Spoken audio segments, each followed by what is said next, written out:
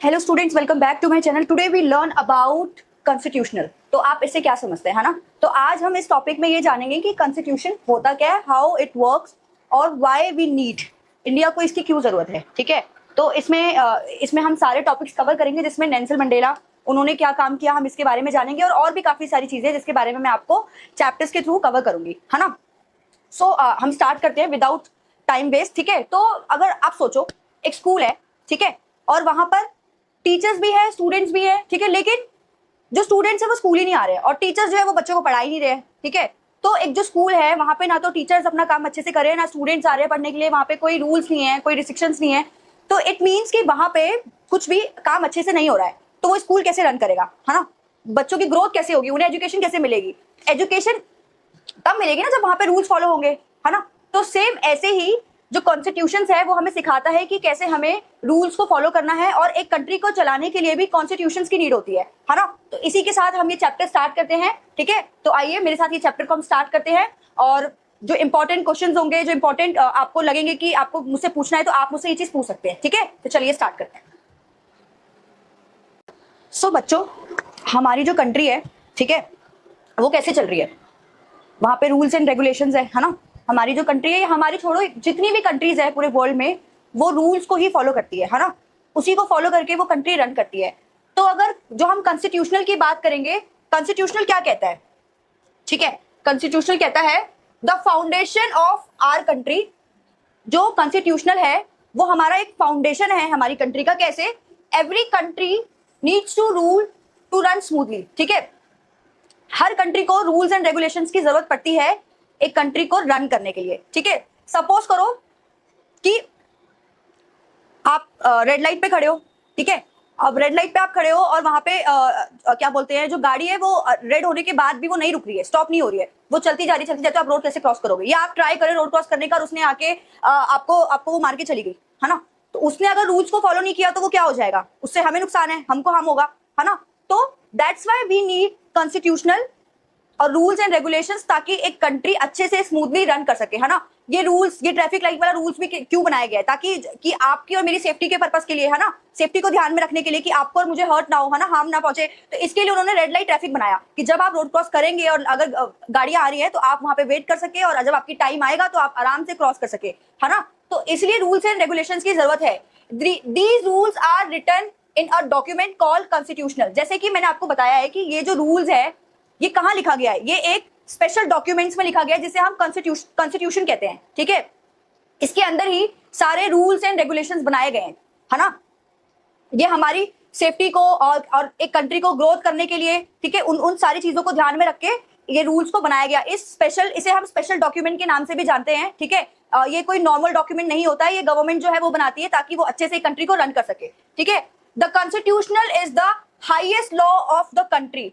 जो कॉन्स्टिट्यूशन है उसको highest law of the country कहा जाता है। क्यों? व्हाई? बिकॉज इसके ऊपर कोई नहीं है, इसमें जो रूल्स एंड रेगुलेशंस बना दिए गए उसको कोई भी हटा नहीं सकता है। सपोज करो कि एक स्कूल है, ठीक है, प्रिंसिपल ने एक रूल बना दिया, ठीक है, तो वो रूल को जो टीचर्स है उनको फॉलो करना पड़ेगा। ठीक है, वो रूल्स एक टीचर नहीं हटा सकता है, ठीक है, जब तक प्रिंसिपल ना चाहे। तो प्रिंसिपल के आगे ऊपर कोई भी नहीं आता है, ठीक है, ना स्टूडेंट है ना टीचर्स है। जब तक प्रिंसिपल नहीं चाहेगा वो रूल आप चेंज नहीं कर सकते, है ना, एक टीचर चेंज नहीं कर सकती है। तो सेम ऐसे ही कॉन्स्टिट्यूशन में जो हाईएस्ट लॉ है, ठीक है, उसको कोई भी चेंज नहीं कर सकता है। ठीक है, नो पर्सन और the government is above the constitution. कोई भी कॉन्स्टिट्यूशन से बड़ा नहीं है, गवर्नमेंट भी नहीं है और आम जो सिटीजन है, आम जो लोग हैं वो भी नहीं है। ठीक है, कॉन्स्टिट्यूशन से बड़ा कोई भी नहीं है। अगर उसने कोई भी रूल बना दिया तो we have to follow it, है ना, हमें वो फॉलो करना पड़ेगा क्योंकि गवर्नमेंट ने वो रूल्स हमारे लिए बनाए हैं। ठीक है, कॉन्स्टिट्यूशन में वो रूल्स हमारे लिए बनाए गए हैं, तो आपको ये सारी चीजें ध्यान रखनी है। ठीक है, और ये एग्जांपल मैं ऑलरेडी आपको बता चुकी हूँ कि अगर एक स्कूल में अगर बच्चा रूल्स नहीं फॉलो कर रहा है और टीचर्स नहीं पढ़ा रही है तो कैसे वो स्कूल रन करेगा, है ना। तो that's why we need rules to run the country. और वो रूल्स एंड रेगुलेशंस कहाँ बनाया गया है? ठीक है, वो रूल्स एंड रेगुलेशंस एक स्पेशल डॉक्यूमेंट है जिसे हम कॉन्स्टिट्यूशन का नाम देते हैं, उसके अंदर लिखा गया है। ठीक है, आप देखेंगे कॉन्स्टिट्यूशन क्या करता है, कॉन्स्टिट्यूशन करता है टू सेट द रूल्स। ठीक है, वो रूल्स बनाता है। अच्छा, कॉन्स्टिट्यूशन ने हमें बहुत सारे राइट्स भी दिए हुए हैं, है ना। हमें जो अधिकार मिला है वो किसके थ्रू मिला है? कॉन्स्टिट्यूशन के थ्रू ही तो मिला है। हमें क्या बोलते हैं, राइट टू इक्वालिटी। ठीक है, किसके थ्रू मिला है? वो हमें कॉन्स्टिट्यूशन के थ्रू ही मिला है। राइट टू स्पीच हो गया, वो हमें कॉन्स्टिट्यूशन के थ्रू ही मिला है ना। तो ये सारी चीजें जो है वो हमें किसने प्रोवाइड की है? ये हमें कॉन्स्टिट्यूशन ने ही प्रोवाइड किया है ना। कॉन्स्टिट्यूशन को हिंदी में क्या बोलते हैं, संविधान, ठीक है, highest law of the land, ठीक है। ये सारे की पॉइंट्स हैं अगर आप देख रहे हैं, ताकि आप इस चैप्टर को समझ सके, आप इसका इंट्रो समझ सके कि why we need constitution to run the country, ठीक है, हमें इसकी जरूरत क्यों है, ठीक है। Everyone must follow the rules, ठीक है, सबको ये रूल्स फॉलो करने पड़ेंगे क्योंकि कॉन्स्टिट्यूशन में ये रूल्स बनाए गए हैं, ठीक है। प्रोटेक्ट आवर राइट्स, और ये कॉन्स्टिट्यूशन क्यों बनाया गया है, ताकि जो हमारे जो राइट्स है उनको प्रोटेक्ट करने के लिए, ठीक है। वो जितने भी उन्होंने हमारे लिए रूल्स बनाए हैं, राइट टू स्पीच हो गया, राइट टू इक्वालिटी हो गया, या फिर वो कल्चर को प्रोटेक्ट करने के लिए, ठीक है, रिलीजन को प्रोटेक्ट करने के लिए, अपर कास्ट लोअर कास्ट, है ना, इस चीज को खत्म करने के लिए, तो ये रूल्स एंड रेगुलेशंस जितनी भी चीजें हैं ये किसके अंदर आती है, ये सारी चीजें जो है वो कॉन्स्टिट्यूशन के अंदर आती है। तो आई होप आपको ये चीजें समझ आ गई होगी, ठीक है। और अगर आपको कोई डाउट है तो मैं और भी आपको बता सकती हूँ। मैंने ये सारी चीजें आपको एक्सप्लेन करी। जो ये लास्ट वाला जो आप ये पॉइंट देख रहे हैं, नो पर्सन और government is above the constitution, इसके अंडर में वो कौन कौन से लोग आते हैं, मतलब कोई भी नहीं आता, कॉन्स्टिट्यूशन से बड़ा कोई भी नहीं है, चाहे वो एक एमएलए हो गया, या ठीक है, या पुलिस हो गई, ठीक है, या फिर लॉयर हो गया, ठीक है, या आप हो गए, या मैं हो गए, ठीक है। एक एमएलए भी इसके रूल्स को, मतलब उस एमएलए को भी ये रूल्स फॉलो करना पड़ेगा, ठीक है। वो एमएलए भी चाहे या गवर्नमेंट हो गई, वो चेंज नहीं कर सकती, क्योंकि ये कॉन्स्टिट्यूशन में ये रूल्स बना दिया गया है, और उसको हम सिटीजन्स हो गए, या वो एक नॉर्मल पुलिस हो गया, या फिर कोई भी गवर्नमेंट पार्टी होगी, उन सबको ये रूल्स फॉलो करने पड़ेंगे। इट मीन्स कि कॉन्स्टिट्यूशन से बड़ा कोई नहीं है, ठीक है। आई होप आपको ये चीजें समझ आ गई होगी, ठीक है। चलिए इसी के साथ हम नेक्स्ट स्लाइड पे जाते हैं। सो स्टूडेंट्स, आप अपार्ट हेड से क्या समझते हैं? Just wait. आप अपार्ट हेड से क्या समझते हैं? What's that mean? इसका मतलब है रेशियल डिस्क्रिमिनेशन, ठीक है। रेशियल डिस्क्रिमिनेशन क्या होता है, ठीक है, इसका मतलब ये है कि according to, based on colour, ठीक है। सपोज करो आपके स्कूल में, ठीक है, बॉयज एंड गर्ल्स हैं, ठीक है, तो आपकी जो टीचर कहती हैं कि जो भी स्टूडेंट फेयर दिखता है, ठीक है, और जो स्टूडेंट ब्लैक दिखता है, वो अलग अलग कॉर्नर्स में, अलग अलग लाइंस में, कॉलम में जाके बैठ जाएंगे। सिर्फ जो फेयर स्टूडेंट्स हैं उन्हीं कंप्यूटर क्लास में जाने का मौका मिलेगा। जो स्टूडेंट्स ब्लैक या थोड़े डल दिखते हैं वो क्लास में बैठे रहेंगे, ठीक है। ये क्या, इसका क्या मतलब है? ये डिस्क्रिमिनेशन हो रहा है ना। अकॉर्डिंग टू देयर कलर उनको कुछ बच्चों को क्लास में रहने को बोल दिया गया, और कुछ बच्चों को अब वो अपॉर्चुनिटी मिल रही है कि वो जाके कंप्यूटर क्लास में अपनी प्रैक्टिकल जो चीजें हैं वो सीखे, ठीक है। तो इसका मतलब क्या है? इसका मतलब है अपार्टेड, ठीक है। इससे आप क्या समझते हैं?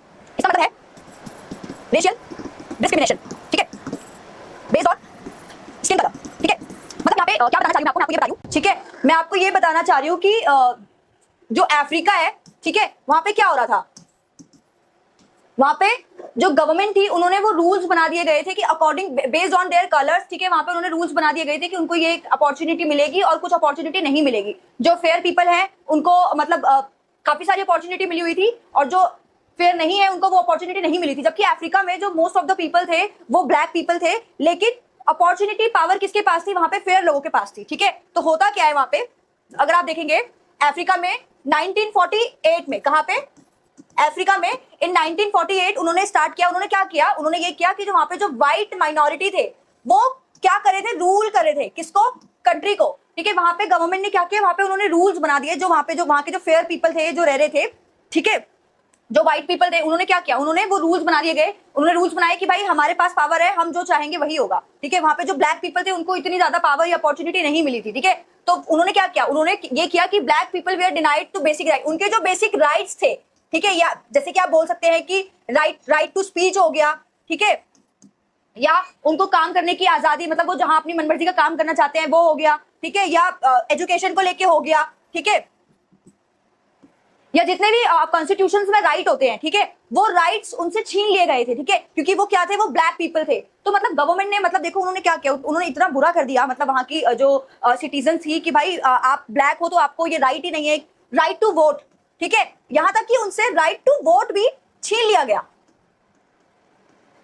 उन्होंने बोल दिया कि भाई आपको वोट देने का भी अधिकार नहीं है, ठीक है। तो मतलब उन लोगों के साथ इतना बुरा, मतलब वायलेशन वहां पे कर रहे थे जो वहां के जो व्हाइट पीपल थे, जबकि वो बहुत माइनॉरिटी में थे। स्टिल दे आर रूल, है ना, मतलब स्टिल उनके पास इतनी पावर थी कि वो ब्लैक पीपल्स को कंट्रोल किए हुए थे। मतलब उतना बुरा हाल था वहां पे लोगों का उस टाइम पे, ठीक है, आप इमेजिन नहीं कर सकते हैं, ठीक है। तो फिर उन्होंने क्या कर, पब्लिक प्लेसेस वेयर सेपरेटेड। उन्होंने क्या किया कि व्हाइट पीपल जो थे और जो ब्लैक पीपल थे, वहां के जो पब्लिक प्लेसेस थे वो सेपरेटेड थे। मतलब अगर वो किसी रेस्टोरेंट में जा रहे हैं, ठीक है, तो रेस्टोरेंट में वहां पे उन्होंने जो व्हाइट पीपल है उनके लिए अलग बनाया हुआ है, ब्लैक पीपल अलग बनाया हुआ है। मतलब उनको अलाउ ही नहीं था कि आप जो ब्लैक पीपल है वो व्हाइट पीपल के साथ आके, ठीक है, कि आके मतलब लंच हो या डिनर हो, जो भी हो वटेवर वो कर सके, ठीक है, उन्होंने वो भी अधिकार नहीं दिया गया था, ठीक है। उनको काम में भी प्रॉब्लम करते थे, ठीक है, वो कहीं जा रहे हैं तो उनका डिसरिस्पेक्ट करते थे बिकॉज दे आर ब्लैक, ठीक है। मतलब उनका इतना ज्यादा उनके साथ वायलेशन होता था जो व्हाइट पीपल थे करते थे उस टाइम पे, ठीक है। और ये खत्म कब हुआ? ये खत्म हुआ 1994 में, ठीक है।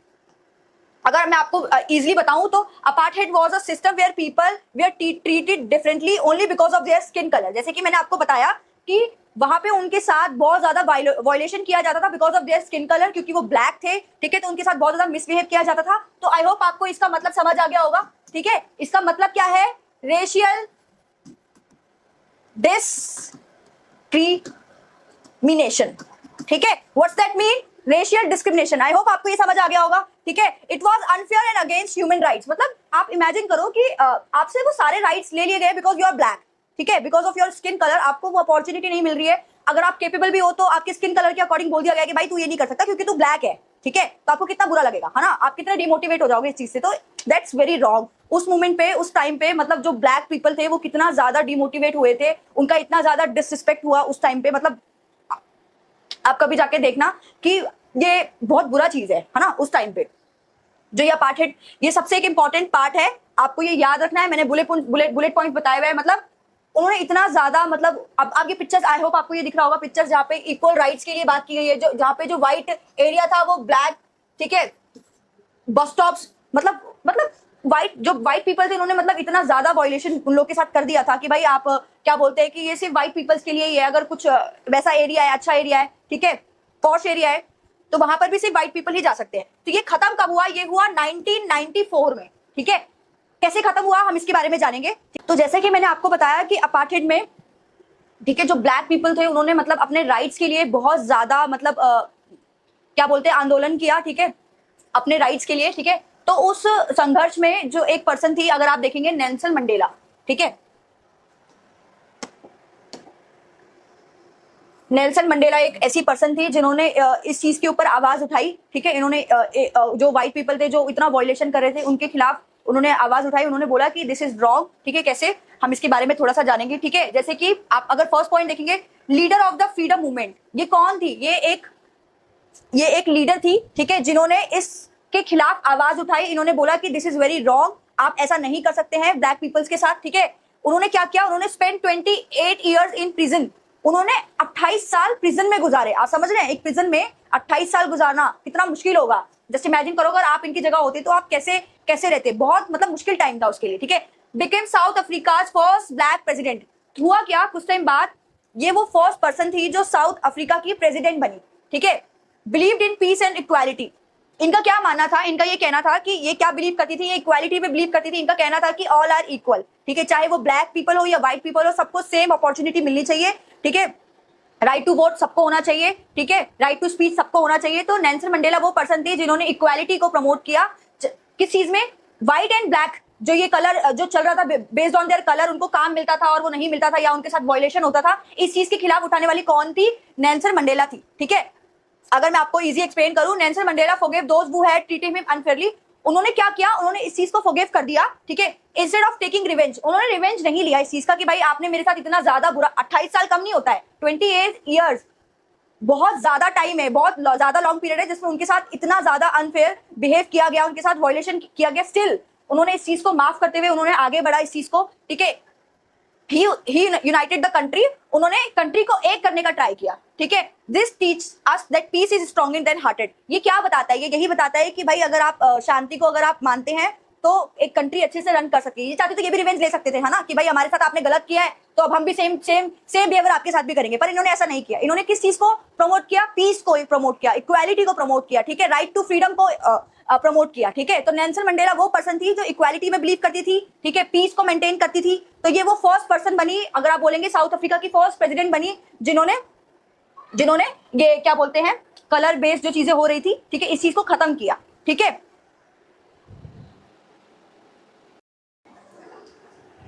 अच्छा, जब नेल्सन मंडेला आई थी तो इसमें जो बाकी जो कंट्रीज थी उन्होंने भी काफी सपोर्ट किया, बिकॉज दिस इज रॉन्ग, है ना।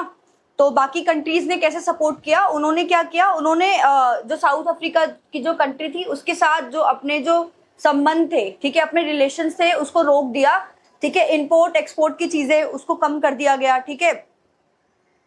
तो इस तरीके से उन्होंने काफी ज्यादा प्रेशर डाला अफ्रीका की गवर्नमेंट पे कि भाई आप ये जो व्हाइट एंड ब्लैक का जो आपका सिस्टम चल रहा है इस चीज को खत्म करो, ठीक है। तो इसमें जो काफी जो नेल्सन मंडेला थी उनके लिए भी काफी हेल्पफुल रहा, ठीक है, कि उनके सपोर्ट में काफी जो दूसरी कंट्रीज के लोग थे वो आए कि भाई दिस इज रॉन्ग। तो फिर हुआ क्या, लास्ट में जब वो एक प्रेसिडेंट बनी तो एंड में जाके फर्स्ट टाइम 1994 में जाके, ठीक है, ये जो अपार्थाइड था ये खत्म हुआ बिकॉज ऑफ नेल्सन मंडेला, ठीक है। इनका बहुत इंपॉर्टेंट रोल रहा इसमें, इस चीज को खत्म करने में, ठीक है। तो 1994 में ये चीज खत्म हुई जिसमें पहली बार व्हाइट एंड ब्लैक पीपल दोनों ने मिलके वोट दिया, ठीक है, जिसमें उनको दोनों को इक्वल अपॉर्चुनिटी मिली, ठीक है, और ये फील हुआ कि भाई आप दोनों ही इक्वल हो, ठीक है। तो ये चीज फील कराया। तो नेल्सन मंडेला कौन थी, वो पर्सन थी जिन्होंने व्हाइट एंड ब्लैक पीपल को इक्वली राइट्स दिए, ठीक है। तो आई होप आपको ये चीजें समझ आ गई होगी। इसी के साथ हम नेक्स्ट टॉपिक पे चलते हैं। अच्छा, इसी के साथ हम आगे बढ़ते हैं। सो हम स्टार्ट करेंगे, why do we need constitution, ठीक है। कॉन्स्टिट्यूशन की जरूरत हमें क्यों है, because give rules for government, ठीक है। कॉन्स्टिट्यूशन जो है वो गवर्नमेंट के लिए भी रूल्स बनाता है, ठीक है। अब गवर्नमेंट है जिसको भी हम वोट दे रहे हैं, ठीक है, हमने उसे वोट कर दिया, वो गवर्नमेंट जीत गई भाई, ठीक है। अब वो जीत गई, अब वो रन करेगी कंट्री को, ठीक है। अब उसके पास सारी पावर्स है, ठीक है, वो चाहे तो मिसयूज भी कर सकता है पावर का, लेकिन वो उस पावर का मिसयूज ना कर सके, इसलिए कॉन्स्टिट्यूशंस ने रूल बनाए गए हैं कि आप पावर का यूज करोगे, लेकिन कैसे करोगे, हमने जो ये रूल्स बनाए हैं इस रूल्स के अकॉर्डिंग आपको फॉलो करना पड़ेगा, तो ताकि गवर्नमेंट उसका मिसयूज ना कर सके, ठीक है।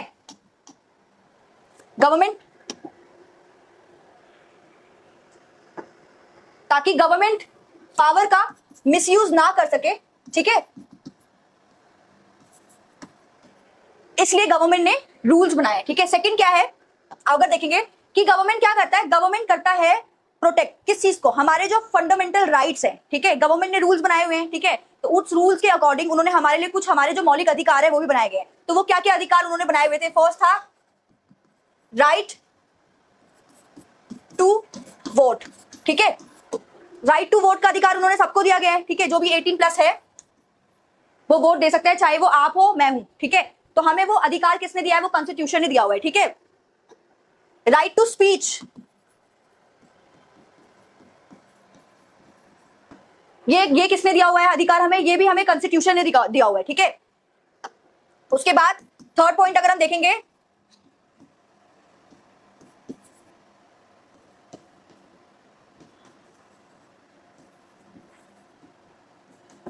Right to follow any religion और कल्चर, ठीक है। हमें यह भी अधिकार दिया हुआ है कि आप और मैं किसी भी रिलीजन को, किसी भी कल्चर को फॉलो कर सकते हैं, ये हमारे ऊपर है, ठीक है। ये अधिकार हमें कौन देता है, कॉन्स्टिट्यूशन देता है, ठीक है। तो ये सारे अधिकार जो है ये हमें किसने दिए हुए हैं, ये हमें कॉन्स्टिट्यूशन ने दिया हुआ है, ठीक है।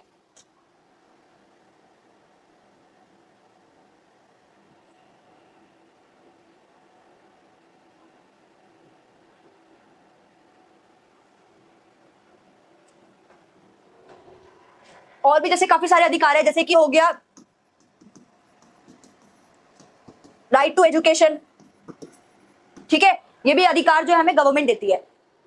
गवर्नमेंट में कौन दे रही है, कॉन्स्टिट्यूशन दे रहा है। तो आई होप आपको ये समझ आ गया होगा कि पहला क्या पॉइंट है, government rules for the government, की जो क्या बोलते हैं कि गवर्नमेंट को जो रूल्स है, कॉन्स्टिट्यूशन ने ये रूल्स बना के दिए हुए हैं कि अगर आप रूल कर रहे हो तो आपको किसके अकॉर्डिंग करना होगा, हमने जो रूल्स बनाए हैं वो फॉलो करके ही आप रूल कर सकते हो, आप मिसयूज नहीं कर सकते, ताकि वो पावर का मिसयूज ना कर सके, इसलिए उसने रूल्स बनाए हैं। प्रोटेक्ट फंडामेंटल राइट्स, हमारे जो फंडामेंटल राइट्स है, right to speech, right to vote, right to education, ये सारे हमारे जो फंडामेंटल राइट्स है ये हमें किसने दिया है, कॉन्स्टिट्यूशन ने दिया है, हमारे फंडामेंटल राइट को प्रोटेक्ट करने के लिए दिया हुआ है, ठीक है। मेंटेन्स लॉज एंड ऑर्डर, ठीक है। कॉन्स्टिट्यूशन में ये भी बोला गया है कि जो भी उन्होंने लॉज एंड ऑर्डर्स बनाए हैं, ठीक है, एक कंट्री को रन करने के लिए इसके अकॉर्डिंग हमें चलना पड़ेगा, ये भी कॉन्स्टिट्यूशन में लिखा हुआ है और इसको फॉलो करती है कौन? गवर्नमेंट भी करती है, सिटीजन्स को भी करना पड़ता है, ठीक है, कि ये ट्रैफिक लाइट्स है, ट्रैफिक लाइट में जब रेड होगा ग्रीन होगा, रुकना है, कब जाना है, ये सारे रूल्स एंड रेगुलेशंस किस में बनाए हुए? कॉन्स्टिट्यूशन में बनाए हुए, उसी को फॉलो करके अब हम चल रहे हैं, है ना। अब सपोज करो कि जो सिटीजन है वो रूल मान नहीं रही है, अगर रेड होगी और वो तभी भी वो रुक नहीं रही है, वो जाके क्रॉस कर दे रही है, हमारा एक्सीडेंट हो गया, तो ताकि किसी को भी कुछ प्रॉब्लम ना हो, ठीक है, उस चीज को सॉल्व करने के लिए कॉन्स्टिट्यूशन ने रूल बनाए, ठीक है। प्रमोट इक्वालिटी एंड जस्टिस, ठीक है, जैसे कि इक्वालिटी को प्रमोट करती है कि girls and boys all are same, है ना। एक स्कूल में जो गर्ल्स को भी सेम एजुकेशन मिल रही है, बॉयज को भी सेम एजुकेशन मिल रही है, तो ये एक अधिकार किसने दिया है हमें? कॉन्स्टिट्यूशन ने दिया है, ठीक है। कॉन्स्टिट्यूशन ये बताता है कि आप दोनों एक साथ आके पढ़ सकते हो। अब मुझे जो स्पोर्ट्स, अगर बॉयज अगर क्रिकेट खेल सकते हैं तो गर्ल्स भी तो खेल रही है ना क्रिकेट, तो ये अधिकार कौन दे रहा है? कॉन्स्टिट्यूशन दे रहा है। अगर कॉन्स्टिट्यूशन ये रूल्स नहीं बनाती तो शायद आज जो गर्ल्स हैं वो इतनी पावरफुल नहीं होती, वो आगे नहीं आती, है ना, अपना पॉइंट ऑफ व्यू नहीं रख पाती। वो कैसे आज इतनी आगे है, मैं कैसे आज इतना ज्यादा आपके सामने अपना पॉइंट ऑफ व्यू रख पा रही हूँ? बिकॉज ऑफ दिस कॉन्स्टिट्यूशन, है ना। अगर आज मेरे पास ये अधिकार नहीं होता तो शायद ही मैं भी आपके सामने आके इस चीज को एक्सप्लेन कर रही होती, है ना। तो ये अधिकार कौन दे रहा है? कॉन्स्टिट्यूशन दे रहा है, ठीक है। वो क्या प्रमोट करता है? इक्वालिटी एंड जस्टिस को प्रमोट करता है, रिजॉल्व कॉन्फ्लिक्ट पीसफुली, ठीक है। पहली बात तो ये जो कॉन्स्टिट्यूशन है वो इसलिए भी बनाया गया है ताकि जो पर्सन है, जो पीपल्स है, चाहे वो स्टेट लेवल पे हो गया या गवर्नमेंट लेवल पे हो गया, उनके बीच में कॉन्फ्लिक्ट ना आए, ठीक है, कॉन्फ्लिक्ट ना हो, पीस मेंटेन हो। इसको रिजॉल्व करने के लिए कॉन्स्टिट्यूशंस ने रूल्स, रेगुलेशंस एंड लॉज बनाए हैं, ठीक है। अब होता क्या है, जैसे आप पॉलिटिक्स में ही देख लो, सेंट्रल गवर्नमेंट हो गई, स्टेट गवर्नमेंट हो गई, उनके बीच में कितना कॉन्फ्लिक्ट रहता है ना। तो उनके बीच में कॉन्फ्लिक्ट को कम करने के लिए उन्होंने रूल्स एंड रेगुलेशंस बना दिए, पावर उन्होंने शेयर कर दिया है कि भाई अगर ये सेंट्रल गवर्नमेंट है तो इसके पास ये पावर्स है, और जो स्टेट गवर्नमेंट है इसके पास ये पावर्स है, आप इसके बाहर जाके काम नहीं कर सकते हैं, ठीक है। तो उनके जो कॉन्फ्लिक्ट है उसको रिजॉल्व करने के लिए कॉन्स्टिट्यूशंस ने रूल बनाया हुआ है। तो आई होप आपको ये सारे बुलेट पॉइंट समझ आ गया होगा। पहला क्या कह रहा है, उन्होंने give rules for the government, उन्होंने गवर्नमेंट को रूल दिया है, ठीक है, ताकि आप इसके अकॉर्डिंग एक कंट्री को रन करो। हमारे जो फंडामेंटल राइट है, राइट टू स्पीच हो गया, राइट टू वोट हो गया, राइट टू एजुकेशन हो गया, या right to follow any religion, ठीक है, इस चीज को क्या बोलते हैं, प्रोटेक्ट करने के लिए उन्होंने रूल्स बनाए हैं, ठीक है। Prevent misuse of power, power का मिसयूज ना हो इसलिए भी रूल्स एंड रेगुलेशंस बनाए हुए हैं, ठीक है। मेंटेन लॉज एंड ऑर्डर्स, ठीक है, लॉ को अच्छे से फॉलो किया जाए उसके लिए भी उन्होंने रूल्स एंड रेगुलेशंस बनाए हुए हैं। इक्वालिटी को प्रमोट करने के लिए कि girls and boys all are same, चाहे वो अपर कास्ट हो लोअर कास्ट हो, ऑल आर सेम, इसको प्रमोट करने के लिए उन्होंने रूल्स एंड रेगुलेशंस बनाए हैं। कॉन्फ्लिक्ट को रिजॉल्व करने के लिए रूल्स एंड रेगुलेशंस बनाए, ठीक है। तो आपको ये सारी चीजें समझ आ गई, ठीक है। अगर मैं क्लियर एक्सप्लेनेशन में बोलूं, मैंने यहाँ लिखा हुआ है without a constitution the government could misuse it's power. जैसे कि मैंने आपको अभी ऊपर बताया था कि विदाउट कॉन्स्टिट्यूशन गवर्नमेंट क्या करेगी, वो पावर का मिसयूज करेगी, ठीक है। The constitution protect citizens and ensure that everyone is treated Fairlie, ठीक है। तो कॉन्स्टिट्यूशन क्या करता है, कॉन्स्टिट्यूशन ये इंश्योर करता है कि आप हो या मैं हूं या गवर्नमेंट हो, सबको वो इक्वली राइट्स मिले, ठीक है, सबको फेयर, सबके लिए मतलब सबके साथ फेयर हो, किसी के साथ भी रॉन्ग ना हो, ठीक है, कोई भी किसी भी पावर का मिसयूज करके किसी को हार्म ना करे, इसलिए कॉन्स्टिट्यूशन ने रूल्स एंड रेगुलेशंस बनाए हैं जिसको आप, मैं और गवर्नमेंट फॉलो करती है, और उससे बड़ा कोई भी नहीं है, ठीक है, कोई भी मतलब कोई भी नहीं है, ठीक है। मैं आपको ये बात पहले ही बता चुकी हूँ, तो आपको ये समझ आ गया होगा, ठीक है। इसी के साथ हम नेक्स्ट टॉपिक पे चलते हैं, मेकिंग ऑफ इंडिया कॉन्स्टिट्यूशन, ठीक है। तो इंडिया कब बना, कैसे बना, ठीक है, इसके बारे में हम थोड़ा सा जानेंगे। तो हम पढ़ेंगे मेकिंग ऑफ इंडियन कॉन्स्टिट्यूशन, ठीक है। तो कॉन्स्टिट्यूशन कैसे बना, ठीक है। आज हम जिस कॉन्स्टिट्यूशन को, जिस रूल्स एंड रेगुलेशंस को फॉलो करते हैं वो एक दिन में तो नहीं बन गया होगा, है ना, उसको बनने में टाइम लगा, ठीक है। इसके पीछे कितने सारे जो बड़े बड़े जो लीडर्स थे उन्होंने काम किया, तो इसको बनने में 3 साल लगे, ठीक है। ऐसे ही नहीं बन गया ये जो आप सोच रहे हो कि एक दिन में रूल्स बना दिया कि भाई ये रूल्स है और अब हमको फॉलो करना है। इसको बनने में 3 साल लगे। इसके पीछे काफी सारे बड़े बड़े लीडर्स थे जिन्होंने काम किया, ठीक है। तो जैसे कि मैं आपको बताऊंगी, ठीक है, कॉन्स्टिट्यूशन असेंबली फॉर्म्ड इन 1946, ठीक है।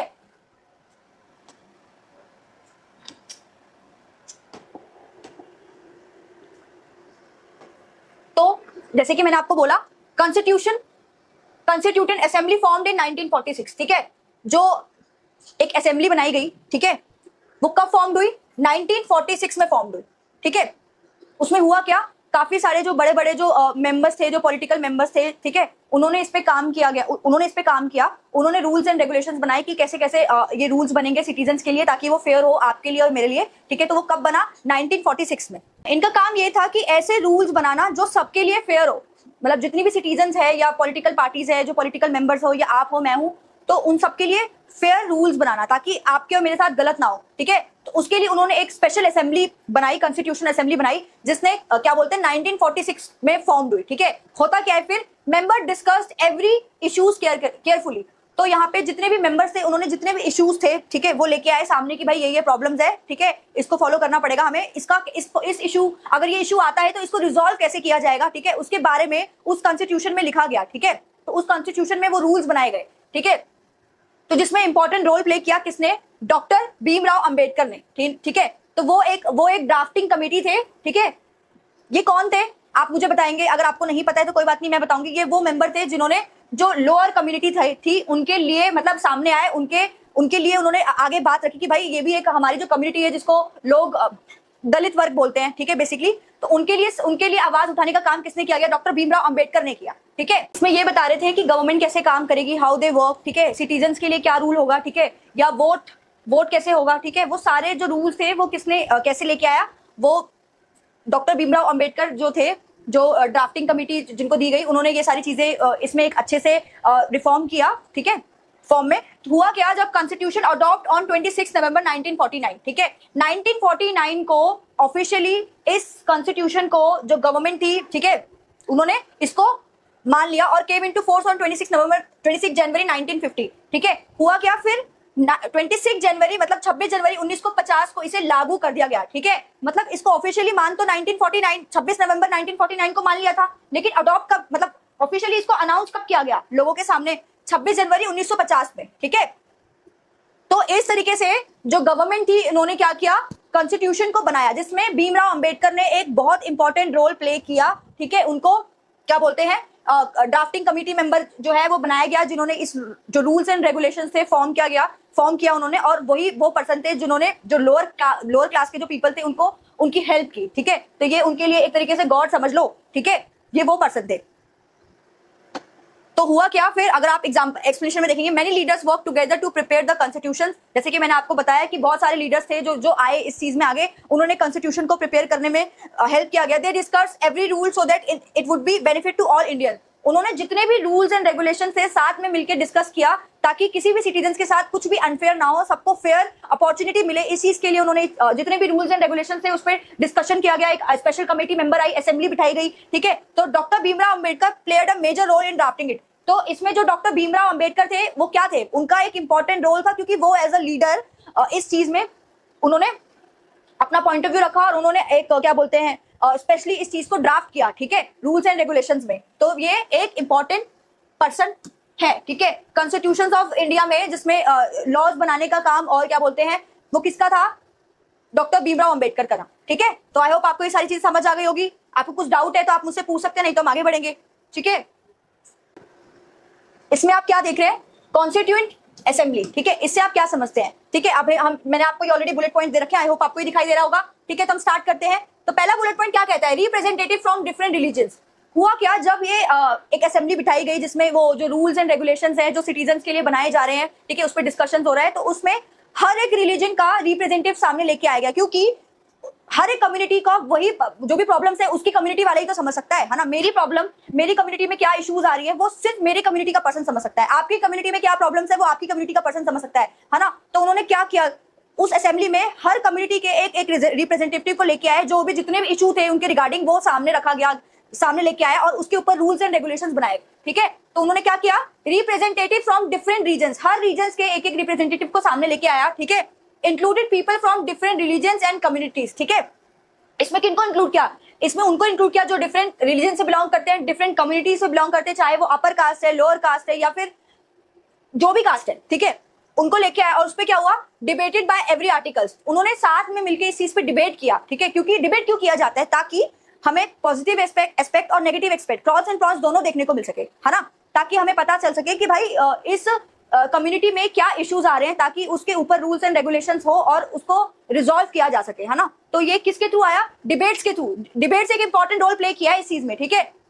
वर्क फॉर नियरली 3 years, जैसे कि मैंने आपको बताया कि इस पे 3 साल तक काम किया, तब जाके एक कॉन्स्टिट्यूशन बना जिसको आज आप और मैं फॉलो करते हैं, ठीक है। अगर इजी एक्सप्लेनेशन मैं आपको देती हूँ उस पे, तो क्या है, the constituted assembly represented the diversity of India, ठीक है। इसमें क्या बोलते हैं, अलग अलग लोग जो आए वो क्या रिप्रेजेंट करा था, वो इंडिया की डाइवर्सिटी को रिप्रेजेंट करा था, जिसमें अलग अलग तरह के लोग सामने आए, ठीक है, अलग अलग रिलीजन के लोग सामने आए जिन्होंने अपने पॉइंट ऑफ व्यू को सामने रखा, ठीक है। तो उन्होंने डाइवर्सिटी को सामने लेके आया और ये जो रूल्स एंड रेगुलेशंस बनाए गए वो डाइवर्सिटी को मद्देनजर रखते हुए बनाए गए, ठीक है। Its members discussed every topic before making the final constitution. इसके अंदर जितने भी मेंबर्स थे उन्होंने जितने भी इश्यूज थे उनको मद्देनजर रखते हुए ही जितने भी रूल्स एंड रेगुलेशंस से बनाए, ताकि किसी भी पर्सन को, किसी भी सिटीजन को, चाहे वो अपर का हो लोअर का हो, ठीक है, उसको प्रॉब्लम ना हो, ठीक है। तो ऐसे ही कोई भी रूल्स एंड रेगुलेशंस नहीं बनाए थे उन्होंने, ठीक है। तो आपको समझ आ गया होगा कि कॉन्स्टिट्यूशन असेंबली में क्या हुआ। फर्स्ट उन्होंने रिप्रेजेंटेटिव रखा डिफरेंट रिलीजन से, उन्होंने हर पर्सन को इंक्लूड किया गया, चाहे वो डिफरेंट कम्युनिटी का हो, डिफरेंट कास्ट का हो, डिफरेंट रिलीजन का हो, ठीक है। डिबेट हुआ, हर आर्टिकल पे डिबेट किया गया, ठीक है।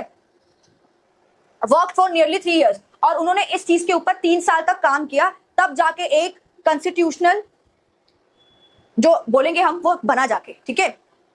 जो कॉन्स्टिट्यूशनल डॉक्यूमेंट जिसे हम कहते हैं, जिसपे रूल्स एंड रेगुलेशंस अभी लिखे हुए हैं, जिसको हम फॉलो करते हैं, 3 साल के बाद, 3 साल तक उस पर काम करने के बाद वो रूल्स एंड रेगुलेशंस बने, ठीक है। तो आपको ये समझ आ गया होगा। जैसा कि आप देख रहे हैं डॉक्टर भीमराव अंबेडकर, उनके बारे में मैं थोड़ा सा आपको मैंने पहले भी बता दिया है, पर मैं और थोड़ा सा बता देती हूँ। तो वो कौन थे? वो थे chairman of the drafting committee. वो पर्सन थे जिन्होंने इस कमिटी को ड्राफ्ट किया गया। Knows as the father of Indian constitution, इन्हें हम फादर ऑफ इंडियन कॉन्स्टिट्यूशन के नाम से भी जानते हैं, बिकॉज इन्होंने ही जितने भी वो कॉन्स्टिट्यूशन में जो रूल्स एंड रेगुलेशंस लिखे थे वो इनके थ्रू लिखा था, ठीक है, इनके थ्रू बनाया गया था, ठीक है। सपोर्टेड इक्वालिटी एंड जस्टिस, उन्होंने किस चीज को प्रमोट किया, किस चीज को सपोर्ट किया? इक्वालिटी को और जस्टिस को सपोर्ट किया, ठीक है। उनका कहना था कि भाई जो लोअर क्लास के लोग हैं वो भी उतने ही हकदार है उन चीजों के जो अपर क्लास के लोग हैं, ठीक है। Same opportunities, right to education, right to vote, वो दोनों क्लास के लोगों को मिलना चाहिए, ठीक है। तो ये चीज के बारे में किसने बात की? इस चीज के बारे में डॉक्टर भीमराव अंबेडकर ने बात की। Work for right all the citizen, उन्होंने काम किया राइट्स के लिए, ठीक है। जितने भी सिटीजन थे, ठीक है, जो किसी जिस भी रिलीजन के थे, किसी भी कास्ट के थे, उन सबके लिए काम किया किसने? डॉक्टर भीमराव अंबेडकर ने, ठीक है। वो क्या कहते हैं? I measure the progress of community by the degree of progress which women have achieved. ये डॉक्टर भीमराव अंबेडकर का कहना है, ठीक है। Doctor Bhimrao Ambedkar wanted every Indian to have equal opportunities. जैसे कि मैंने आपको बोला कि डॉक्टर भीमराव अंबेडकर क्या चाहते थे कि सबको इक्वल अपॉर्चुनिटीज मिले, ठीक है, सबको इक्वल राइट्स मिले, right to vote, right to education, right to speech, right to follow any religion. ये सारा चीज के बारे में भीमराव अंबेडकर ने अपने पॉइंट ऑफ व्यू आगे सामने लेके आए, तब जाके लोगों ने इस चीज को माना। जब उन्होंने इस चीज के ऊपर डिबेट किया, उस टाइम पे बहुत ज्यादा इस चीज को लेके कॉन्फ्लिक्ट चल रहा था, बिकॉज ऑल आर वांट कि भाई हमारी कम्युनिटी को ज्यादा वो प्रमोशन मिले, उसको ज्यादा सपोर्ट किया जाए। बट डॉक्टर भीमराव अंबेडकर वो पर्सन थे जिन्होंने जो लोअर क्लास के लोग थे उनको सामने लेके आए, उनको बहुत ज्यादा सपोर्ट किया, तब जाके आज उनको इस लेवल पे मिला है कि वो आज आपके और मेरे साथ, आप और मैं एक साथ आके अपने पॉइंट ऑफ व्यू और एक साथ आके काम कर पा रहे हैं, ठीक है। His contribution was very important in building modern India. उनका contribution सबसे ज्यादा था एक इंडिया को मॉडर्न इंडिया बनाने में। मतलब पहले के टाइम में इंडियन की थिंकिंग, हालांकि अभी भी है, पर डेवलप तो हो रही है, मतलब थिंकिंग इतनी ज्यादा नैरो माइंडेड थी, उस चीज को कम करने में, खत्म करने में डॉक्टर भीमराव अंबेडकर ने एक इंपॉर्टेंट रोल प्ले किया, ठीक है। तो इन्हें अगर आप इधर देख रहे हैं तो इन्हें हम लेगेसी भी बोलते हैं, architect of Indian constitution and champion of social justice. इन्हें हम आर्किटेक्ट भी बोलते हैं, ठीक है, इंडियन कॉन्स्टिट्यूशन के, बिकॉज इन्होंने ही जो लॉज एंड रूल्स थे वो इनके द्वारा, इनके थ्रू बनाया गया था, ठीक है। आप ये देख रहे हैं, ठीक है, इससे आप क्या समझते हैं? कोई मुझे बताएगा इसका मतलब क्या है? द प्रीएम्बल, ठीक है, इसका मतलब क्या है? इसका मतलब है इंट्रोडक्शन, ठीक है। सपोज करो आपकी एक बुक है, ठीक है, उस बुक का जब आप फर्स्ट पेज ओपन करते हैं, ठीक है, उस पे इंट्रोडक्शन दिया होता है।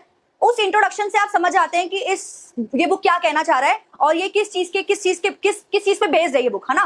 तो उस एक फर्स्ट पेज के इंट्रोडक्शन से आप समझ जाते हैं कि ये बुक किस चीज के ऊपर बेस्ड है और उसके अकॉर्डिंग आप अपने चैप्टर को कंटिन्यू करते हैं। तो सेम इसी तरीके से, ठीक है, ये हमें बताता है कि इंट्रोडक्शन ऑफ कॉन्स्टिट्यूशन, ठीक है, ये जो हमने वो लॉज बनाए थे, जो लॉज डॉक्टर भीमराव अंबेडकर के द्वारा जो रूल्स एंड रेगुलेशंस वो कॉन्स्टिट्यूशन में बनाए गए, जो स्पेशल जो डॉक्यूमेंट जिसे हम बोलते हैं, ठीक है, तो उसमें उन्होंने एक ये द परिएबल आप जिसे बोलते हैं इसको लेके आया, जिसमें उन्होंने फर्स्ट इंट्रोडक्शन लिखा कि कैसे ये रूल्स एंड रेगुलेशंस किस तरीके से फॉलो होगा, या ये क्या है, ठीक है, व्हाई वी नीड, जो भी व्हाटएवर इट इज, ठीक है। तो इसको हम बोलते हैं इंट्रोडक्शन टू द कॉन्स्टिट्यूशन। इसको क्या बोलते हैं? Introduction to the constitution. ये क्या बताता है हमें? Show the goals of India. ये बताता है कि इंडिया के क्या गोल्स है, ठीक है, इंडिया के क्या गोल्स है, किस तरीके से ये काम करेगी, ठीक है। Reflect the values of nation, ठीक है, ये बताता है कि हमारे क्या वैल्यूज हैं, हमारी जो देश है, हमारा जो देश है उसका क्या वैल्यू है, ये दिखाता है उस फर्स्ट पेज में जो इंट्रोडक्शन में डिस्क्राइब किया हुआ है। ठीक है, अगर इजी एक्सप्लेनेशन में बताऊं, the preamble means the preamble tell us what India wants to achieve as a country, कि इंडिया को क्या चाहिए, ठीक है, वो क्या अचीव करना चाहता है। ठीक है, it is called the identity card of the constitution. एक तरीके से ये आइडेंटिटी कार्ड माना जाता है। कैसे? ठीक है, अब आप एक स्टूडेंट हो, ठीक है, आप इस स्कूल में पढ़ते हो, कैसे पता लगेगा वो हमें? आपका आइडेंटिटी कार्ड होता है, उस पर सारी इंफॉर्मेशन लिखी होती है ना, कि आप ये स्कूल में हो, इस क्लास में हो, ठीक है, आपका एड्रेस वगैरह सब किस उस आइडेंटिटी कार्ड में इन्फॉर्म किया जाता है। सेम इसी तरीके से जब रूल्स एंड रेगुलेशंस बनाए गए, उसका जो फर्स्ट पेज था उसमें वो सारी चीजें, सारी इंफॉर्मेशन लिखी गई कि व्हाई वी नीड दिस, और ये क्या बताता है, क्या इसके क्या वैल्यूज है, ठीक है, क्या गोल्स है इंडिया के, ठीक है, वो इंट्रोडक्शन। तो ये सारी चीजें एक तरीके से वो एक आइडेंटिटी कार्ड था उस रूल्स एंड रेगुलेशंस का, तो इसे हम बोलते हैं द परमेबल। ठीक है, तो ये क्या बताता है? ये हमें बताता है इंट्रोडक्शन किसका? कॉन्स्टिट्यूशन का, कि वो कैसे बना। ठीक है, और हमें क्या करता है ये करता है गाइड्स फॉर गवर्नमेंट। ये जो हमारी जो गवर्नमेंट है, ये उनको गाइड करने के लिए बनाया गया है। Work for the all welfare, ठीक है, जितने भी जो भी लोग काम करते हैं, ठीक है, उनके वेलफेयर के लिए ये चीज को बनाया गया। ठीक है, जस्टिस को दिखाने के लिए, लिबर्टी को, इक्वालिटी को, फेडरनिटी को, इन सबको प्रमोट करने के लिए ही इस चीज को बनाया गया। ठीक है, तो अगर आप देखेंगे कि इसका यूज क्यों किया गया, ताकि जो एक कंट्री है वो अच्छे से रन कर सके, स्मूथली रन कर सके, कॉन्फ्लिक्ट ना हो। ठीक है, यूनिटी को बनाए रखने में, डाइवर्सिटी जो हमारी जो कंट्री थी उसको एक साथ करने के लिए, ठीक है, यूनिटी बनाने के लिए उन्होंने क्या किया? रूल्स एंड रेगुलेशंस बनाए गए। That's why we need constitution. Constitution इसलिए बनाया ताकि उस रूल्स को फॉलो करके जो कंट्री है वो ग्रोथ करे, ना कि उनके बीच में कॉन्फ्लिक्ट आए। ठीक है, तो आपको आई होप ये चीजें समझ आ गई होगी। आगे बढ़े, आप ये कीवर्ड्स देख रहे हैं, कीवर्ड्स ऑफ द प्रीएम्बल। ठीक है, इससे आप क्या समझते हैं? तो जैसा कि आप फर्स्ट वर्ड देखेंगे सोवरेन, ठीक है, तो इसका क्या मतलब है? इसका ये मतलब है India is free to take its own decision. India बहुत फ्री है अपने डिसीजंस लेने के लिए। कोई अदर कंट्रीज आके उस पर अपने डिसीजंस नहीं बोल सकती है कि भाई आपको ये रूल्स फॉलो करने पड़ेंगे। इंडिया के अपने रूल्स एंड रेगुलेशंस है और वो इंडिया उसी चीज को फॉलो करती है। कोई बाहर की कोई कंट्री का जो रूल्स एंड रेगुलेशंस है हम उस चीज को नहीं मानते हैं। तो इंडिया अपने खुद के डिसीजंस, खुद के रूल्स फॉलो करती है, किसी और के रूल्स की उनको नीड नहीं है। ठीक है, ये हमें ये बताता है। सोशलिस्ट बताता है the government works for the welfare of all citizens. ये क्या दिखाता है? ये दिखाता है कि जो गवर्नमेंट है वो जितने भी सिटीजन्स है, ठीक है, वो उन सबके वेलफेयर के लिए काम करता है। ठीक है, इक्वालिटी के लिए, ठीक है, इक्वल अपॉर्चुनिटीज के लिए, हॉस्पिटैलिटी के लिए हो गया, या एजुकेशन सेक्टर में हो गया, या मिड डे मील प्रोवाइड करना हो गया, ये सारे वेलफेयर के काम जो है वो इस चीज के अंदर आते हैं, सोशलिस्ट के अंदर आते हैं। तो इसको भी गवर्नमेंट देखती है। ठीक है, secular state, secular government, all religions are treated equally. इसके मतलब ये रूल्स एंड रेगुलेशंस जो बनाए गए, इसमें क्या बोला था कि ऑल रिलीजन्स आर इक्वल। ठीक है, इस चीज को प्रमोट करता है। Democratic country, people elected there government. ठीक है, डेमोक्रेटिक हमारा जो कंट्री है इसमें ये रूल्स बनाए गए क्योंकि हम डेमोक्रेटिक कंट्री में आते हैं। ठीक है, जिसमें जो गवर्नमेंट है वो किसके थ्रू चूज की जा रही है? सिटीजन्स के थ्रू। ठीक है, दैट्स व्हाई वी सेज कि we are a democratic country, because हम जो गवर्नमेंट चूज कर रहे हैं वो हम खुद वोट करके चूज करें, ना कि मतलब वन पार्टी सिस्टम चल रहा है कि भाई आप आओ, आप ही पर्सन हो, आप ही को वोट मिलेगा, ऐसा कुछ नहीं है। ठीक है, Republic, a head of state is elected not heredity, कि यहाँ पर अगर जो हमारा प्रेसिडेंट चूज किया जाता है वो किसके थ्रू चूज किया जाता है? वो इलेक्शन के थ्रू चूज किया जाता है, ना कि फैमिली मेंबर में कि भाई आप हो, आप ही आओ, आप ही को वोट किया जाएगा, मतलब आप ही हो, आप ही प्रेसिडेंट बन जाओगे। नहीं, यहाँ पे प्रेसिडेंट किसके थ्रू चूज किया जा रहा है? आपके और मेरे थ्रू। हम वोट करेंगे, हमें जो पर्सन पसंद आएगा वो इलेक्ट होगा, इलेक्शन में पार्टिसिपेट करेगा, अगर वो जीतता है तो उस कंट्री को रूल करेगा। लेकिन वो रूल किसके थ्रू करेगा? किसके अकॉर्डिंग करेगा? जो कॉन्स्टिट्यूशन में रूल्स एंड रेगुलेशंस बनाए गए हैं उसको फॉलो करेगा। ठीक है, उसके पास पावर है, लेकिन पावर का वो मिसयूज नहीं कर सकता है। ठीक है, वो पावर का use according to their laws के थ्रू और जो कॉन्स्टिट्यूशन में बनाए गए हैं उसके थ्रू करेगा। ठीक है, तो ये सारे वर्ड्स आपको याद रखने हैं। ठीक है, these words from the values and goals of our constitution. ये क्या बताता है? ये बताता है कि हमारे जो कॉन्स्टिट्यूशन है उनके क्या गोल्स है, क्या वैल्यूज है। एक कंट्री जहां पे वो अपने डिसीजन हम खुद ले सकते हैं। सोशलिस्ट, ठीक है, गवर्नमेंट वो जितने भी सिटीजन है उनके वेलफेयर के लिए काम करेगा। एक सेक्युलर कंट्री, ठीक है, जिसमें all religions are treated equally. ठीक है, डेमोक्रेटिक कंट्री जिसमें जो वोट का अधिकार आपको मुझे दोनों के है, जो भी 18 से 18+ स्टूडेंट हो जाएगा या 18+ जो भी हो जाएगा वो वोट दे सकता है। ठीक है, उसके मनपसंद पर्सन के अकॉर्डिंग। ठीक है, Republic, the head of state is elected not heredity. ठीक है, जो हेड है वो सिलेक्ट किया जाएगा अकॉर्डिंग टू अस। ठीक है, नॉट हेरिडिटी। कोई घर वाला कोई भी पर्सन उठ के जाके वो रूल नहीं कर सकता। ठीक है, तो आई होप आपको ये सारी चीजें समझ आ गई होगी। कुछ भी डाउट हो तो प्लीज आप आके मुझसे पूछ सकते हैं कमेंट में जाके। जाइए कमेंट करिए, जल्दी से मुझसे पूछिए। इसी के साथ हम आगे बढ़ते हैं।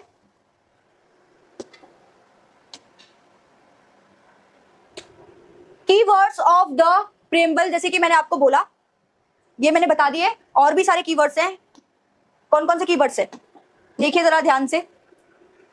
जस्टिस, ठीक है, ये भी कॉन्स्टिट्यूशन में बताया हुआ है। इक्वल ट्रीटमेंट फॉर एवरीवन, ठीक है, जिसमें न्याय सबको मिलना चाहिए, चाहे आप हो मैं हूं, ठीक है। ऐसे ही किसी को भी हम नहीं मार सकते हैं, हमें प्रॉपर उसकी जड़ तक जानना होगा कि उस पर्सन ने क्या गलत काम किया है, क्या सही काम किया है। तो अगर किसी को पनिशमेंट भी मिल रही है तो वो अकॉर्डिंग टू लॉ ही मिलेगी, ऐसे किसी को पनिशमेंट नहीं मिल सकती अगर उसने कुछ क्राइम किया है, ठीक है। लिबर्टी मिली हुई है हमें, फ्रीडम ऑफ स्पीच मिला हुआ है, थॉट मिला हुआ है, बिलीफ मिला हुआ है, इक्वालिटी को प्रमोट करता है, equal opportunities for all citizen, fraternity brotherhood and respect for all, कि भाई आप हो चाहे मैं हूं, हम दोनों को या हम सबको एक दूसरे का रिस्पेक्ट करना होगा, ठीक है।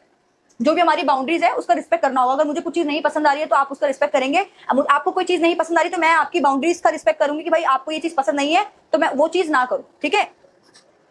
Unity of the Nations and wholeness, ठीक है, इक्वालिटी को प्रमोट कर रहा है ये चीज। तो ये सारी चीजें जो है ये कॉन्स्टिट्यूशन में लिखा हुआ है कि भाई आपको ये सारी चीजें फॉलो करनी होंगी, जिसके अकॉर्डिंग आज हम इन रूल्स को फॉलो करते हैं। इन्हीं वैल्यूज को हम फॉलो करके हम आगे बढ़ रहे हैं, ठीक है। सो कॉन्स्टिट्यूशनल डिजाइन्स में और क्या क्या बताया हुआ है, ठीक है, इसमें देखेंगे। मैं आपको ऑलरेडी ये सारी चीजें बता चुकी हूं, लेकिन ये थोड़ा सा और आपको, ताकि आपको इजी हो जाए लिखने के लिए, ठीक है। तो पार्लियामेंट मेक्स लॉ, ठीक है। पार्लियामेंट का काम क्या है? वो लॉज बनाती है, ठीक है। वो सारे वो रूल्स एंड रेगुलेशंस बना रही है जो हमें फॉलो करना है। एग्जीक्यूटिव क्या करता है? इंप्लीमेंट करता है लॉज को, ठीक है। वहां पे जो एग्जीक्यूटिव है वो लॉज को इंप्लीमेंट करता है। मतलब पार्लियामेंट में लॉज बना दिए गए कि भाई ये काम है, ठीक है, ये काम ऐसे होगा, उसको इंप्लीमेंट कौन करता है? एग्जीक्यूटिव करता है, ठीक है। जुडिशरी क्या करती है? वो लॉ को प्रोटेक्ट करती है। उसका ये काम है, वो लॉ अच्छे से हो रहा है नहीं हो रहा है, वो उसको प्रोटेक्ट करना, ठीक है। ये काम जुडिशरी का है। और इलेक्शन कमीशन क्या करती है? इसके अंदर इलेक्शन कमीशन काम करती है कंडक्ट फ्री इलेक्शंस, कि भाई ये जो इलेक्शंस है वो फ्री हो, ठीक है, जिसमें हर पर्सन को, हर रिलीजन को, हर कम्युनिटी को इक्वल अपॉर्चुनिटी मिले, ठीक है, कि वो वोट दे आके। तो ये काम है इलेक्शन कमीशन का, ठीक है।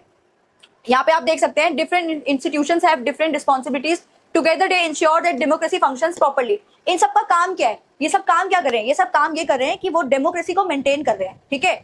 इन सब का काम ये है कि आपकी और मेरी जो डेमोक्रेसी है वो बने रहे, हम आपको और मुझे वो इक्वल अपॉर्चुनिटीज मिले, right to speech, right to education, right to vote. ये सारा काम किस चीज के अंडर में आता है? डेमोक्रेसी के अंदर। डेमोक्रेसी को बनाए रखने के लिए ही ये रूल्स एंड रेगुलेशंस और ये कॉन्स्टिट्यूशंस को सामने लेके आया। तो आप इन सब चीजों से समझ सकते हैं कि why it is important for us, ठीक है।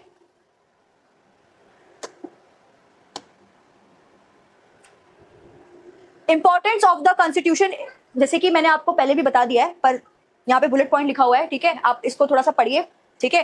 तो क्या क्या बुलेट पॉइंट में क्या बता रहे हैं? फर्स्ट पॉइंट क्या है? फर्स्ट पॉइंट कह रहा है प्रोटेक्ट सिटीजन्स, ठीक है। जो कॉन्स्टिट्यूशन है वो क्यों इंपॉर्टेंट है? क्योंकि वो जो हम सिटीजन्स है हमें प्रोटेक्ट करने के लिए, ठीक है, रूल्स एंड रेगुलेशंस बनाए गए, ठीक है। Maintain democracy, right to vote, ताकि कोई रॉन्ग पर्सन आके रूल ना करे, ताकि पावर का मिसयूज ना हो, इसलिए उन्होंने डेमोक्रेसी को मेंटेन करने के लिए ये चीज लेके आया, ठीक है। इंश्योर इक्वालिटी, ठीक है, इक्वालिटी को इंश्योर किया कि भाई अब हमने रूल्स बना दिए, इसको ये फॉलो हो रहे नहीं हो रहे, इसके अकॉर्डिंग सबको वो इक्वल अपॉर्चुनिटीज मिली है नहीं मिली है, ये इसलिए भी इन्होंने ये रूल्स एंड रेगुलेशंस बनाए, ठीक है। प्रिवेंट डिक्टेटरशिप्स, इसको कम करने के लिए, ठीक है, ताकि डिक्टेटरशिप ना हो, कोई एक पर्सन ही आके पावर का मिसयूज ना करे, उसी की मतलब ऑफकोर्स अगर एक ही पर्सन उसको पावर मिल गई है और कोई रूल्स एंड रेगुलेशन नहीं है तो वो भाई हमको लीड करेगा, ठीक है। वो जो बोलेगा हमें फॉलो करना पड़ेगा, क्योंकि हमारे पास राइट्स ही नहीं है। अगर वो पावर का मिसयूज भी कर रहा है तो हम कुछ नहीं बोल सकते ना उसके खिलाफ, क्योंकि कोई रूल्स एंड रेगुलेशंस ही नहीं है। अभी कॉन्स्टिट्यूशन में ये लिखा हुआ है तो हम उस पर आवाज उठा सकते हैं कि भाई ये पर्सन ये चीज गलत कर रहा है, गवर्नमेंट गलत कर रही है, तो भाई हम इसको चेंज कर सकते हैं, है ना। नेक्स्ट टाइम वोट करके हम उस पर्सन को हटा सकते हैं। तो ये हमें कौन अधिकार देता है? ये राइट्स हमें मिले हैं कॉन्स्टिट्यूशन में, ठीक है। प्रोवाइड स्टेबिलिटी, ठीक है, ग्रोथ प्रोवाइड कर रहा है, स्टेबिलिटी प्रोवाइड कर रही है। हमें कौन प्रोवाइड कर रहा है? स्टेबिलिटी कौन प्रोवाइड कर रहा है? हमें कॉन्स्टिट्यूशन प्रोवाइड कर रहा है, ठीक है। मेंटेन्स यूनिटी इन डाइवर्सिटी, एकता बनाए रखना, ठीक है, आपके मेरे कल्चर को, आपकी और मेरी कम्युनिटी को, ठीक है। ये हमें कौन दे रहा है? हमें ये आजादी कॉन्स्टिट्यूशन दे रही है, ठीक है।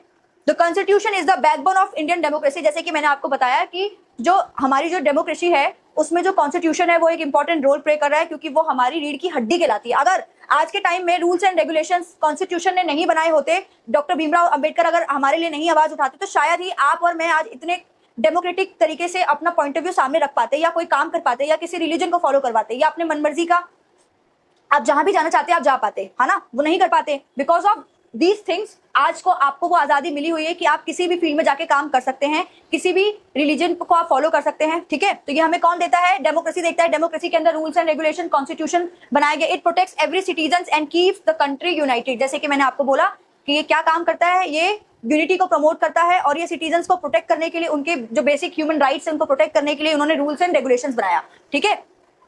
इसी के साथ हम आगे बढ़ते हैं।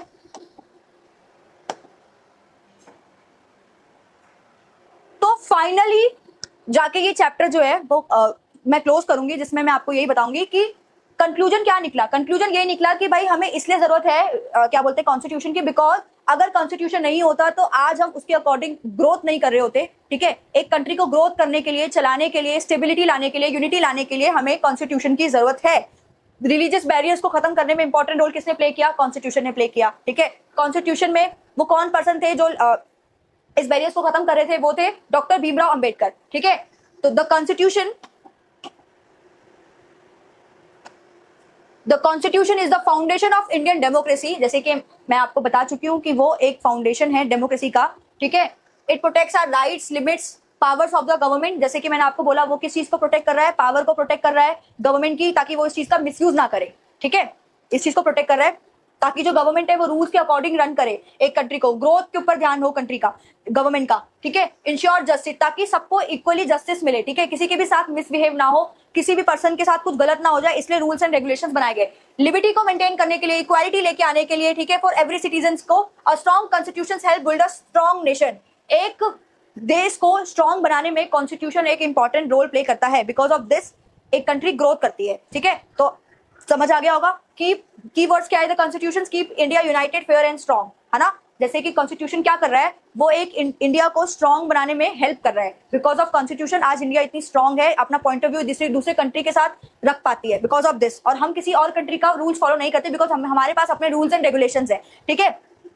तो जैसे कि ये पॉइंट्स लिखा हुआ है, प्रोटेक्ट आवर राइट्स, हमारे राइट को प्रोटेक्ट करता है। लिमिट्स गवर्नमेंट पावर, जो गवर्नमेंट को जो पावर मिली हुई है उसकी लिमिटेशंस होती हैं, ठीक है। इंश्योर जस्टिस, सबको इक्वली जस्टिस मिले, किसी के साथ मिसबिहेव ना हो, किसी के साथ भेदभाव ना हो, ये इंश्योर करता है। इक्वल लिबर्टी फॉर एवरीवन, सबको इक्वल अपॉर्चुनिटी लिबर्टी मिले, ये इंश्योर करता है कौन? Constitution. Build a strong nation, एक देश को स्ट्रॉन्ग बनाने में काम करता है, हेल्प करता है कौन? कॉन्स्टिट्यूशन, ठीक है। समझ आ गया आपको ये? तो इसी के साथ ये चैप्टर एंड हो गया, ठीक है। तो मैं आपसे कुछ क्वेश्चंस करूंगी, आप मुझे इसका आंसर देंगे, ठीक है। तो वो एक इंपॉर्टेंट क्वेश्चन जो मैं आपसे पूछूंगी वो क्या है?